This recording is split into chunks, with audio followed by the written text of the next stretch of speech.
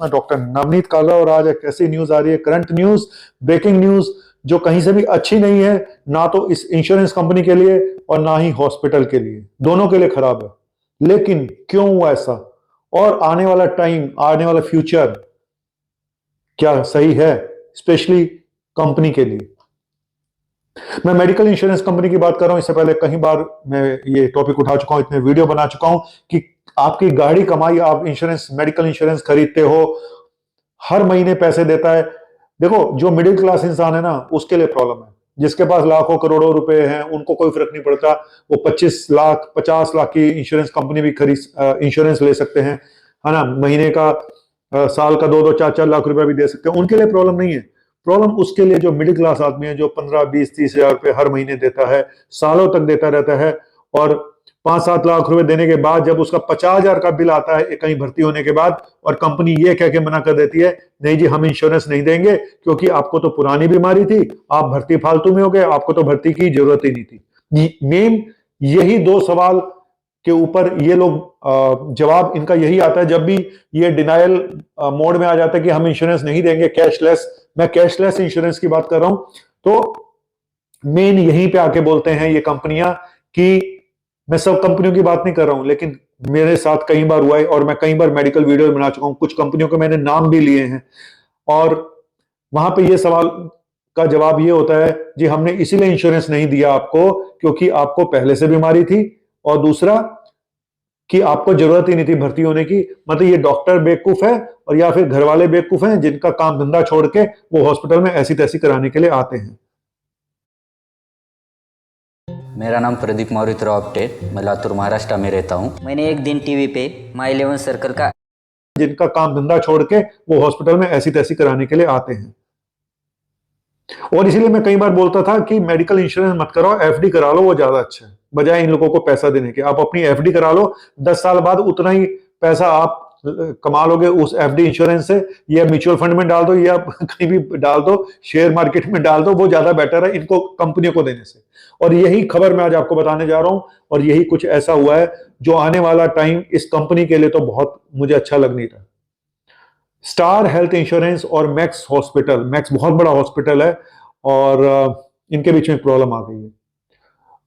अब से आने वाले पता नहीं कितने टाइम तक मैक्स हॉस्पिटल में कैशलेस नहीं मिलेगा अगर आपके पास स्टार हेल्थ इंश्योरेंस है। इंश्योरेंस कंपनियों का तो ये कहना है जी हॉस्पिटल ज्यादा ओवरचार्ज करता है, जी हमने इसलिए डीपैनल कर दिया, हमने बंद कर दिया। हॉस्पिटल का ये कहना है कि ये बहुत नखरे दिखाते हैं, पेशेंट को बहुत परेशान करते हैं, इसलिए हमने बंद कर दिया। सच क्या है ये तो हमें नहीं पता। लेकिन स्टार हेल्थ के बारे में एक बात आपको बता दूं कि मैनेजमेंट में अभी बहुत बड़े बड़े चेंजेस हुए इनके। जो इनके मेन कर्ता धर्ता थे, उनमें चेंजेस आए हैं, वो शायद चले गए छोड़ के, मुझे जहां तक आइडिया है। और इस कंपनी के लिए मैं पहले भी वीडियो बना चुका था, इनका नाम लेके मैंने बताया था आज से कुछ महीने पहले, और कुछ और कंपनियों ने भी परेशान किया हुआ है। मैं सच बताऊं तो एक आम आदमी ही झेलता है। हॉस्पिटल बिल ज्यादा बनाएगा तो आम आदमी जो पेशेंट है उसकी ऐसी तैसी होनी है, और अगर वो इंश्योरेंस कंपनी मना कर देती है तो भी उसकी ऐसी तैसी है। दोनों साइड से वही मारा जाता है। वो तो करें क्या, ये अच्छी खबर नहीं है, क्योंकि मैक्स ग्रुप एक बहुत बड़ा ग्रुप है, और स्टार हेल्थ की जो रिपोर्ट, अब जो इनका एक क्लेम रेशो होता है, वो कोई बहुत अच्छा रिकॉर्ड, टैक रिकॉर्ड इनका रहा नहीं है पिछले। ये सारी प्रॉब्लम पिछले 2 सालों से आनी शुरू हुई है। उससे पहले मुझे कभी कोई शिकायत नहीं हुई किसी ज्यादा कंपनी से, लेकिन अभी पिछले साल 1.5 साल से बहुत प्रॉब्लम आ रही है मेडिकल इंश्योरेंस लेने में। और हम लोगों का आधे से ज्यादा समय, सही बताऊं तो, इन पेपर वर्क में निकल जाता है, और फिर उसके बाद भी ये मना कर देते हैं विदाउट एनी रीजन। आपको समझ में भी नहीं आता कि किस लिए इन्होंने मना करा है। कभी बोलते हैं जी पेपर सही नहीं भेजे हॉस्पिटल ने, कभी कुछ कभी कुछ कभी कुछ। हमें यह समझ में नहीं आता कि आखिर प्रॉब्लम कहां पे थी। मैं सिर्फ ये बात बोलना चाहता हूं, ये बात सही है कि कुछ हॉस्पिटल ओवरचार्ज करते हैं, मेडिसिन के थ्रू फालतू के बिल बनाते हैं, लेकिन मेरे जैसे इंसान जिसने आज तक कभी इस तरह के फालतू के बिल ना तो बनाने दिए, ना बनाए कभी अपने पेशेंट को जो जेन्युइन था। मेरे ऐसे डॉक्टर के पेशेंट को भी कितनी बार डिनाइल किया गया कई कंपनियों द्वारा, मैं किसी एक कंपनी का नाम नहीं ले रहा हूं।